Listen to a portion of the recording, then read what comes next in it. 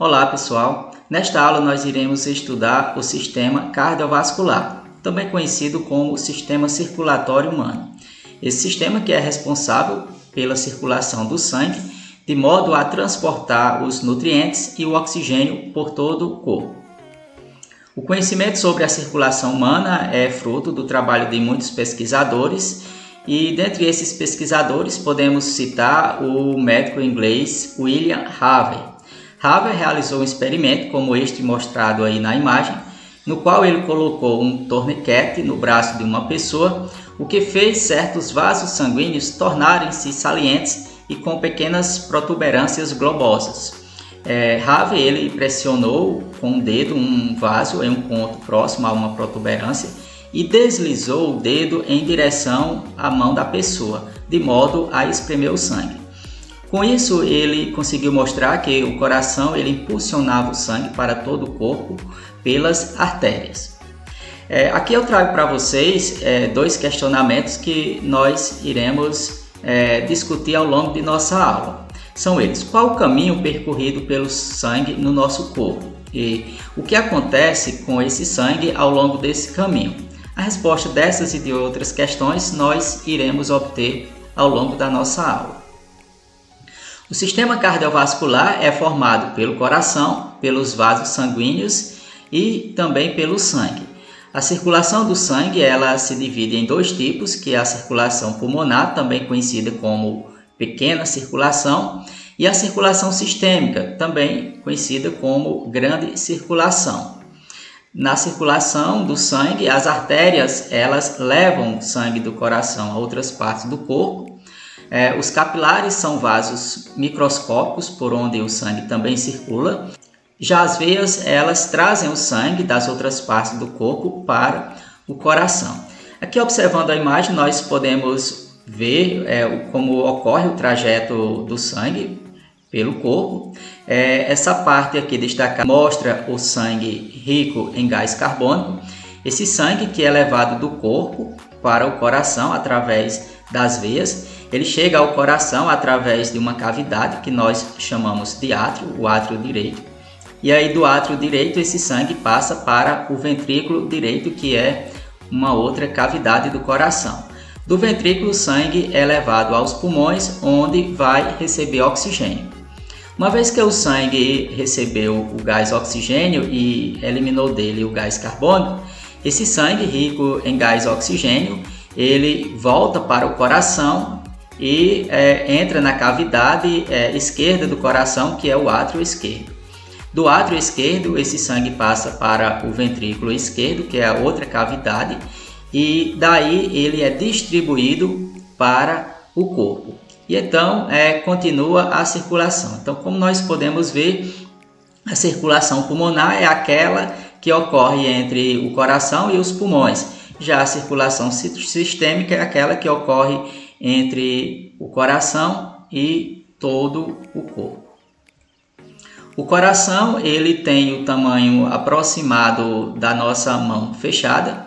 Ele é envolvido por uma membrana dupla que nós chamamos de pericárdio e ele possui 4 cavidades. O que são essas cavidades? As cavidades são espécies de buracos, de pequenas cavas presentes no coração.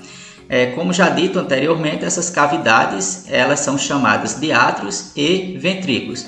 Portanto, as 4 cavidades do coração correspondem a 2 átrios e 2 ventrículos.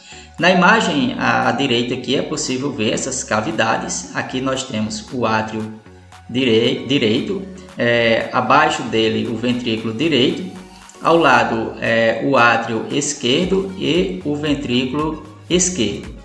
Como o lado esquerdo do coração impulsiona o sangue oxigenado para todo o resto do corpo através das artérias, e o lado direito ele transporta sangue pobre em gás oxigênio para os pulmões, como mostrado na imagem anterior. O coração ele realiza 2 tipos de movimento que nós chamamos de sístole e diástole.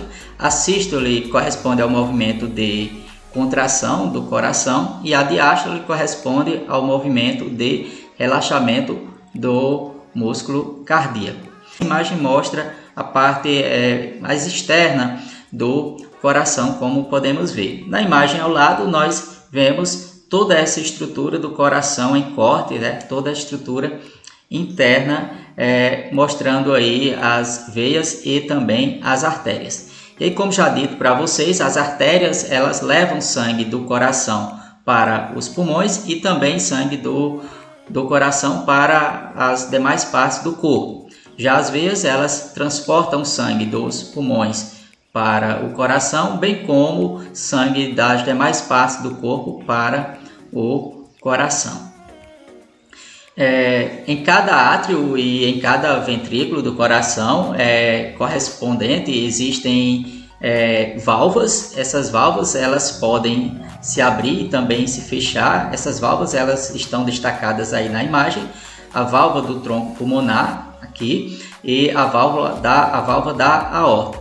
Cada uma dessas válvulas é formada por peças que nós chamamos de válvulas. As válvulas elas têm a função de controlar o fluxo de sangue pelo coração.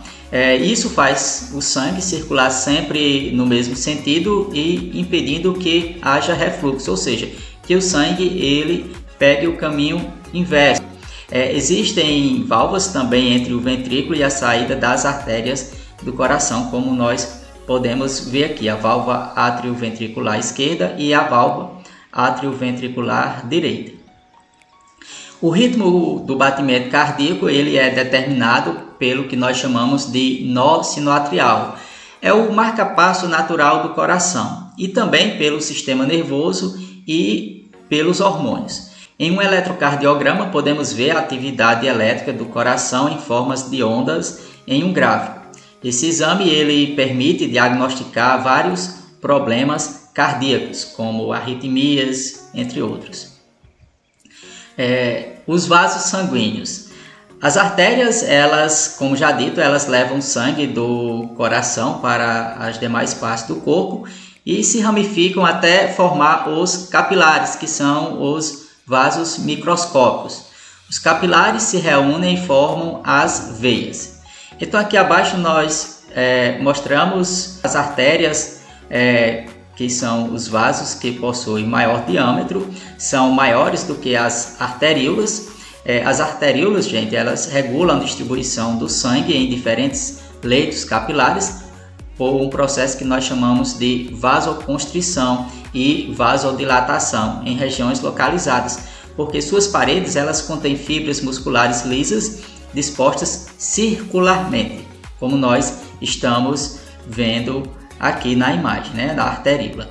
Já os capilares, que têm diâmetro menor do que as arteríolas e também diâmetro menor do que as vênulas, são os locais onde ocorre a troca de substâncias entre o sangue e os tecidos adjacentes. Os capilares estão mostrados aqui na figura.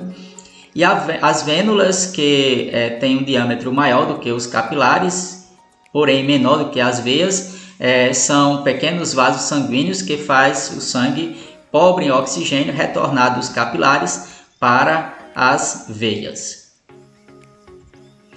A pressão do sangue ela diminui à medida que ele vai se afastando do coração, ou seja, quanto mais distante do coração, menor será a pressão sanguínea.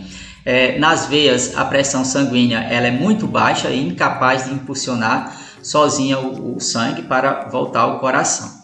E aqui, como nós podemos ver nas imagens, a contração dos músculos esqueléticos e a existência de válvulas, como mostrada já anteriormente, ajuda a impulsionar o sangue de volta para o coração. Então, como já dito para vocês, a pressão do sangue ela diminui à medida que vai se afastando do coração, tá? Porém, a contração dos músculos esqueléticos faz com que esse sangue seja impulsionado e aí até ele chegar de volta ao coração. E essa contração dos músculos pode ser mostrada aqui nessa imagem, como a gente pode ver, a válvula ela está aberta, tá? A válvula presente na veia, e aí quando o músculo ele é contraído, diminui aqui o diâmetro da veia, fazendo com que o sangue ele seja impulsionado. Já na imagem mais à direita nós podemos ver as válvulas elas se fecham, né, quando o músculo ele é relaxado e, consequentemente, o sangue ele é impulsionado. A pressão arterial ou pressão sanguínea. Pressão arterial ou pressão sanguínea, gente, é a pressão que o sangue exerce contra as paredes das artérias, fazendo essas artérias elas se dilatarem. Essa pressão é maior durante a sístole dos ventrículos, ou seja, durante o movimento de contração, tá, do coração, e menor durante a diástole, ou seja, menor durante o relaxamento. Contando o número de pulsações, podemos medir o número de batimentos cardíacos do coração por minuto. E aí, em algumas partes do nosso corpo, nós podemos realizar isso, como vê aqui na imagem abaixo, próximo ao pescoço, ou como mostra a imagem acima, no pulso localizado próximo à mão. Bom, gente, assim finalizamos nossa aula. Espero que vocês tenham compreendido o assunto. Um forte abraço e até a próxima.